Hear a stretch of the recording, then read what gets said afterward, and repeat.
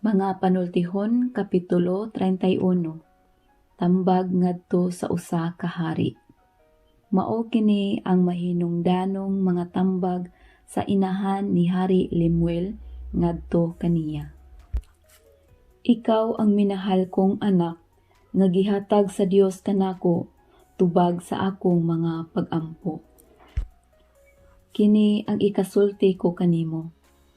Ayaw usiki ang imong kusog ug salapi alang sa lawasnong katagbawan uban sa mga babayi, kay daghang hari ang napukan tungod niini.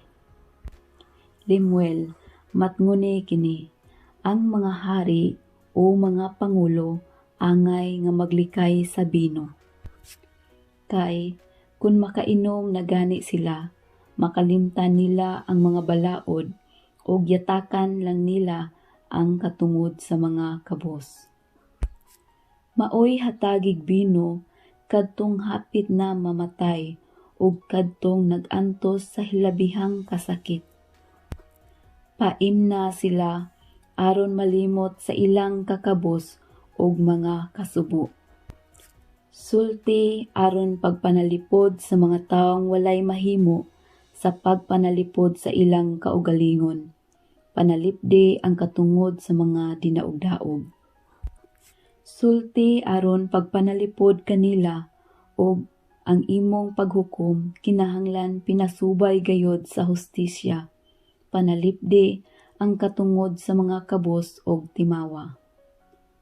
Ang buotang asawa. Ang buotang asawa mas bililhon pa kaysa mga alahas apan pagkalisod nga pangitaon. Kasaligan siya sa iyang bana ug magmauswagon gayod ang iyang bana. Dili gayod siya mubuhat sa bisan unsa nga makadaot sa iyang bana. Kugihan siya nga muhabol og dilana og lino.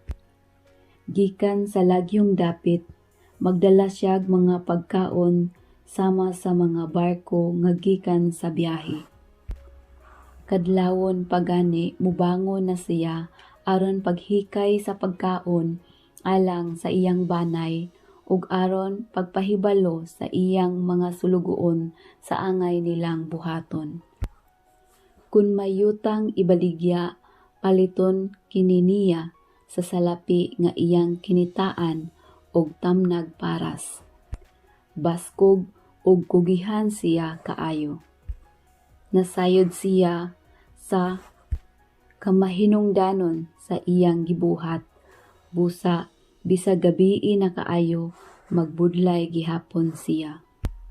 Siya ray magkalinya sa hilo nga iyang gamiton paghabol. Mahinatagon siya sa mga kabos og timawa. Sa tingtugnaw, dili siya mabalaka kay ang iyang banay, sangkap man og bisti alang sa maong panahon. Manghimo siyag hapin sa katre og magbisti siyag anindot nga lino nga bulok tapol.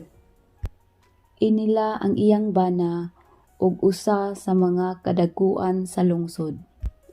Manahi siyag bisti og mga bakos og iya kining ibaligya sa mga negosyante. Kusgan siya og gitahod sa katawhan og dili mahadlok sa umalabot. Inubanan sa kaalam ang iyang pagpanulti og manggiluy-on siya. Kugihan siya og kanunay nagtan-aw sa mga kinahanglanon sa iyang banay. Gimahal og dinayeg siya sa iyang mga anak ug daygon usab siya sa iyang bana.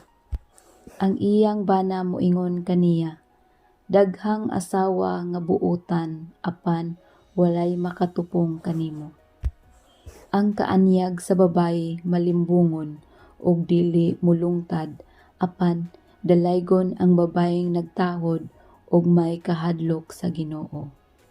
Dayga siya sa tanan niyang gibuhat. Angay siyang tahuron sa tanan.